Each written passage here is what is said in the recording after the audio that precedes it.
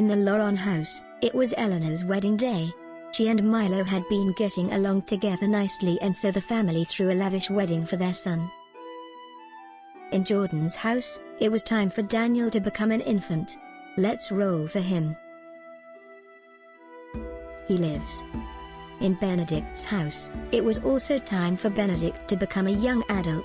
Let's roll for him. He lives. In the Raidmaker house, Alban had completely lost himself after Rose's death. He had started drinking and Isabella was mostly ignored. She felt alone most of the time, but today was her birthday. Let's roll for her. She dies. Alban was having another bad day when he decided to take it out on Isabella. She limped to her room where she died. Alban was so drunk that he didn't even notice her death until later. When he came to, he freaked out and fled. In the Bamford house, Annabelle had gone into labor and had given birth to a girl named Molly. Let's roll for Annabelle. She lives. Let's roll for Molly. She lives. In the Lorons house, Eleanor found out she was pregnant. In our main house, Everard had gotten married to Marilyn. She and her son, Ambrose, moved into the house, just in time for her birthday. Let's roll for her. She lives.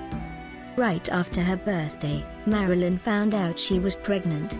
Everard immediately became anxious because of what happened to his first wife, but also loved Ambrose like his own. In Benedict's house, it was time for Temperance to become a young adult. Let's roll for her. She lives. In the Loron house, it was time for Milo to become a young adult. Let's roll for him. He lives. It was also time for Molly to become an infant. Let's roll for her. She lives. Here is what she looks like. Finally, in the last part of the year, it was time for Everard to become a young adult. Let's roll for him. He lives.